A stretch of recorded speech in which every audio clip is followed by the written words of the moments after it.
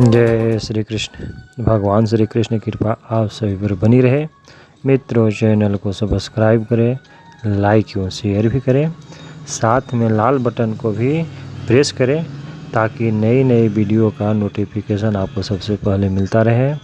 मित्रों, भाद्रपद मास के शुक्ल पक्ष चतुर्दशी को अनंत व्रत मनाया जाता है।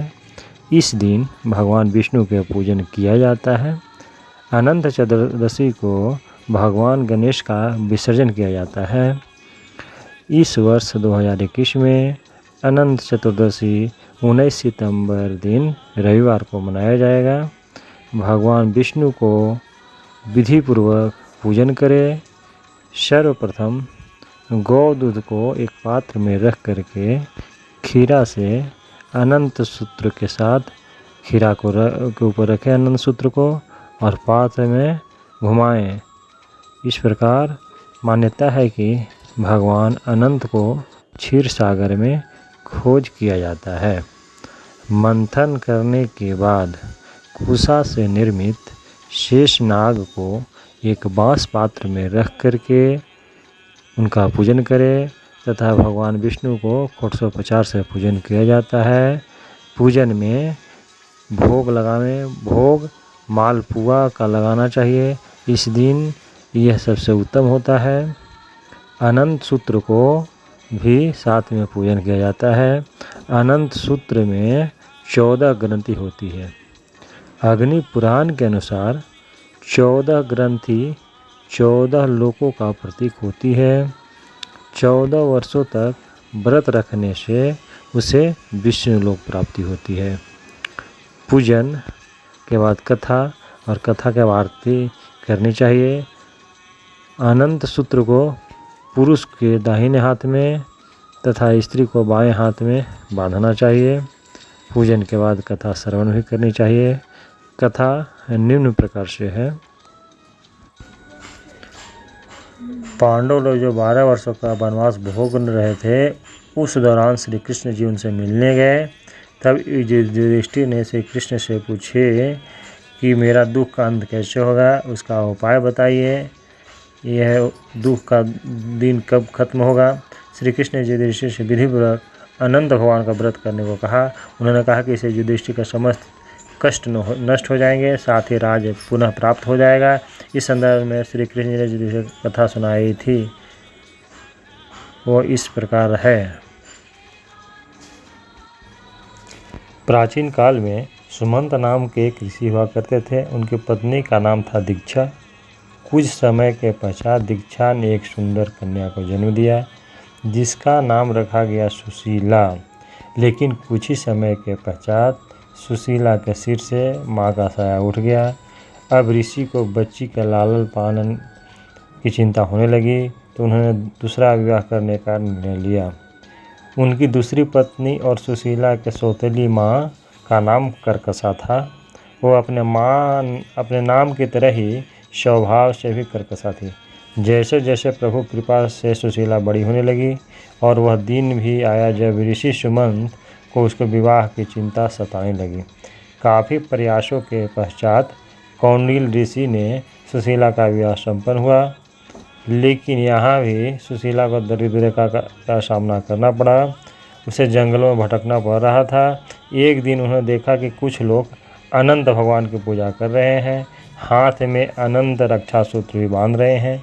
सुशीला ने उनसे अनंत भगवान के व्रत के महत्ता को जान करके पूजा का विधि विधान पूछा और उसका पालन करते हुए अनंत रक्षा सूत्र अपनी कलाई पर बांध दिया। देखते ही देखते उनके दिन फिरने लगे। कौंडिल ऋषि में अहंकार आ गया कि यह सब उन्होंने अपनी मेहनत से अर्जित किया है। काफ़ी हद तक यही सही भी था, प्रयास तो बहुत किया था। अगले ही वर्ष ठीक अनंत चतुर्दशी की बात है। सुशीला अनंत भगवान का शुक्रिया कर, उनकी पूजा आराधना कर, अनंत रक्षा सूत्र को बांधकर घर लौटी तो कौंडिल को उनके हाथ में बंधा तथा अनंत धागा दिखाई दिया और उसके बारे में पूछा कि हे शीले, डोरा क्या तुम मेरे बस में करने के लिए बांधी हो? इसका कारण कहो। ऐसा सुनकर वह शीला बोली कि जिसके प्रसाद से संपूर्ण धन्य धान संपदा मनुष्य को मिलती है, वही यह अनंत हमने धारण किया है। भगवान श्री कृष्ण ने कहा कि लक्ष्मी की मद में अंधा होकर के शीला के ब्राह्मण पति ने शीला के वचन सुनकर उसकी बाँह के डोरे को जल्द से तोड़ दिया और अनंत कौन है ऐसा कहते हुए पाप कर्म करते हुए मूर्ख ने डोरा अग्नि के ज्वाला में डाल दिया। इधर शीला व्याकुल होकर के हाहाकार करती ही दौड़ी, उसने डोरे को लेकर के दूध में डाल दी। इस पाप कर्म से उनकी लक्ष्मी नष्ट हो गई। गौ आदि चोर ले गए, घर में आग लग गई, सब धन नष्ट हो गया। जो जिस तरह से आया था वह उसी तरह से चला गया। इसी तरह कुटुंब में भी कलह होने लगी, भाइयों में लड़ाई होने लगी। अनंत को फेंकने के पाप से घर में दरिद्रता घुस गई। भगवान श्री कृष्ण ने कहा कि हे युधिष्ठिर, उसके साथ संसार में कोई बातचीत नहीं करता था। वह शरीर से अति संतप्त हो गया और मन से भी दुखी रहता था। बड़े भाई दुख को पा करके कौंडिल्य ऋषि ने अपनी पति शीला से कहा कि हे शीले, एकाएक उत्पन्न इस शोक के कारण मैं दुखी हो गया हूँ और मेरा संपूर्ण धन नष्ट हो गया है। स्वजनों ने से कलह होता है, इसमें कोई बात मुझसे नहीं करता है। शरीर में नित्य ज्वर आदि पाप रहते हैं, चित्त में बड़ा ही खेद होता है। इसका क्या कारण तुम जानती हो तो कहो, कोई उपाय बताओ जिससे मेरा भाग अच्छा हो। ऐसा सुनकर शीला आभूषण से युक्त होकर के ऐसे सुंदर स्वभाव वाली शीला पति से बोला कि अनंत फेंकने के कारण पाप कर्म से यह सब कुछ हुआ है। हे महावा, आपके लिए उपाय तभी सब ठीक हो पाएगा। ऐसा कहने से ब्राह्मण मन में हरि भगवान के शरण में गए हैं, आप भगवान के शरण में जाए। इसकी अनंतर पर कौंडिल्य मुनि खेद होकर के मन में खेद हुआ उनको और उन्होंने वन में चले गए। वहाँ से उत्तम ब्राह्मण वायु का भक्षण कर तप करने की इच्छा से उस परमेश्वर का ध्यान करते सोच लेंगे कि इस प्रसाद से मुझे धन दान प्राप्त होगा। मैंने अपमान किया था, इससे मैं निर्धन हो गया हूँ, मुझको बहुत अतिशय दुख प्राप्त हो रहा है, धन भी नहीं है मेरे पास। ऐसा मन में चिंतन करते हुए वन में घूमने लगे। वहीं पर फला फूला एक आम का वृक्ष देखा। वह ऐसा था जिस पर एक भी पक्षी नहीं था और करोड़ों कीड़े लगे हुए थे। उसने आम के वृक्ष से पूछा कि कहीं अनंत भगवान का आपने देखा है? हे सौम्य, कहीं आपने देखा है? कहो, देखा हो तो कहो, मेरे चित्त में अतिशय दुख है। यह सुनकर वह आम का वृक्ष बोला कि हे भगवान ब्राह्मण, मैंने अनंत भगवान को कहीं नहीं देखा है। यह सुनकर दुखी होकर चल दिए। आगे बढ़ने के बाद अनंत भगवान को खोजते खोजते आगे बढ़ते चले गए, देखते चले गए। ऐसा विचार करता हुए इधर घूमने लगे। इतने में बछड़े सहित एक गौ को देखा जो वन के मध्य में इधर दौड़ रही थी। भगवान श्री कृष्ण ने कहा कि हे पांडव, वह ब्राह्मण गौ से बोला कि तुमने अनंत भगवान को देखा है तो बताओ। उसके बाद गौ बोली कि हे कौंडिल्य, मैं अनंत भगवान को नहीं जानती हूँ। इसके बाद आगे जाकर घास पर बैठे एक वृक्ष को देखा। उससे पूछा कि हे गौपति, तुमने अनंत भगवान को देखा है? बैल बोला कि मैंने अनंत भगवान को नहीं देखा है। उसके बाद आगे जाकर के दो सुंदर पुष्करनियों को देखा। उस बावलियों को जल उसमें से एक से दूसरे में से पहले में आते जाते हुए और कलकोर करती हुई कमल, कलहार, कुमुंदी आदि के पत्तों से युक्त होकर के शोभमान हो रही थी। भ्रमर, हंस, चकोर, बगुलादि पक्षियों से सेवित उस पानी को देखकर ब्राह्मण ने उन दोनों पुष्करनियों से पूछा कि तुमने अनंत भगवान को देखा है? यह सुनकर ये दोनों पुष्करनियाँ बोले कि हे द्विज, हमने अनंत भगवान को कहीं नहीं देखा है। आगे जाकर उन्होंने देखा कि एक हाथी और एक गरदब को भी देखा। हाथी और गधे को देखा। उन दोनों से भी ब्राह्मण ने पूछा कि आपने अनंत भगवान को देखा है? उन दोनों ने भी बोला कि मैंने भगवान अनंत को नहीं देखा है। इस तरह ब्राह्मण बहुत निराश हो गए और वहीं बैठ गए। हे राजन, यह कौंडिल्य जीवन से निराश होकर के वो अपने गर्म श्वास को छोड़ते हुए गिरे, जमीन पर गिर पड़े। फिर वह ब्राह्मण होश में आए तो हे अनंत कहते हुए उठ करके इधर उधर घूमने लगे और बोले कि मैं अब प्राण त्याग दूंगा। भगवान श्री कृष्ण ने कहा कि हे धर्मराज, उस ब्राह्मण ने प्राण देने के लिए वृक्ष में फांसी लगा ली। उसी समय दयाद्र हृदय अनंत भगवान भी प्रत्यक्ष हो गए। एक वृद्ध ब्राह्मण को रूप धारण करके बोले कि यहाँ आओ, और उस कौंडिल्य का हाथ पकड़कर गुफा में ले गए। उस गुफा में कौंडिल्य मुनि ने एक नगर देखा जिसमें बड़े ही रूपवान स्त्री पुरुष विद्वान थे। शुभदायक दिव्य सिंहासन में भगवान बैठे थे, जिनके अगल बगल शंख, चक्र, गदा, पद्म और गरुड़ शोभान हो रहे थे। कौतुम्भमणि धारण किए हुए, बनमाला से अनेक प्रकार के आभूषण धारण किए हुए विश्वरूप अनंत भगवान को उस कौंडिल मुनि जी ने देखा। अतिशय प्रकाशमान स्वरूप वाले भगवान को देखकर उनके आगे ऊंचे स्वर में बोले कि हे प्रभु, आपकी जय हो। ऐसा कहकर उन्होंने प्रणाम किया।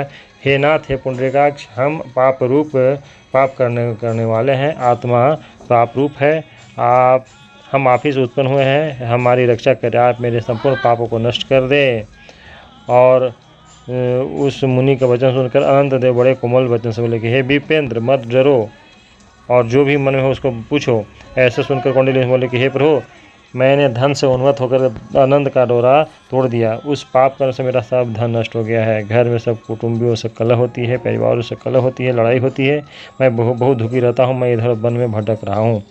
हे देवेंद्र, आप कृपा करके अपना दर्शन दिया है। आप मुझ पर दया करके उस पाप को शांति का उपाय कहिए। श्री कृष्ण भगवान बोले कि हे युधिष्ठिर, भक्त से प्रसन्न होकर भगवान क्या नहीं कर देते और क्या नहीं करते। ऐसे उत्तम ब्राह्मण को वचन सुन करके अनंत भगवान कहते हे कौंडिल, तुम विलंब मत करो, अपने घर जाओ और भक्ति से 14 वर्ष आनंद का व्रत करो। इस संपूर्ण पापों से छुटकारा प्राप्त हो जाएगा और पुत्र पौत्र सिद्ध हो जाओगे। सब प्रकार की तुम्हें सिद्धि प्राप्त होगी। अंत मेरा आशा कर तुमको बिना संदेह ही मेरे परम धाम को प्राप्त करोगे। अनंत भगवान ऐसा कह करके बोले कि तुम शीघ्र ही पाप से छुटकर परम गति को प्राप्त करोगे। हे ब्राह्मण, मेरे पास जिस मार्ग से तुम्हें आए हो उसी मार्ग से तुम मेरे घर जाओ। ऐसा सुनकर कौंडिन्य मुनि बोले कि हे स्वामी, मैंने पूछता हूँ वो बताइए। जंगल में घूमते घूमते मैंने कुछ कौतूहल देखा है।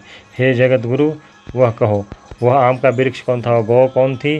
वह वृखभ कौन था? वह कमल कुमुद कलहार से शोभित परम सुंदर कौन थी? बड़े जंगल में मैंने 2 पुष्करियाँ देखी, वह कौन थी? वह गधा कौन था? वह हाथी कौन था? और वो तो उत्तम वृद्ध ब्राह्मण कौन था? अनंत बोले कि यह आम वृक्ष वेद विद्या से परिपूर्ण होकर के ब्राह्मण था और दूसरे शिष्यों को शिक्षा नहीं देता था, इसीलिए वह वृक्ष हुआ। और जो गौ देखी थी जो तुमने गौ देखा था, वह बीज को खाने वाला पृथ्वी थी। और जो घास पर वृखा बैठा हुआ था, वह सत्यनारायण धर्म था। और धर्म अधर्म आदि से कुछ भी परस्पर देती और लेती रहती थी। वेद पाठ वाले ब्राह्मणों को नहीं दिया था, भिक्षुओं को भिक्षा नहीं दी थी। उस पाप कर्म से उन दोनों का जल आपस में होता था। वह कुमुदनिया थी। गधा जो आपने देखा वह क्रोध था, और जो हाथी आपने देखा वह अभिमान था। वह ब्राह्मण जो आपने देखा वह अनंत मैं ही हूँ, और गुफा में जो था वह कठिन संसार है। अनंत देव ऐसा बता करके उसी समय अंतर ध्यान हो गए।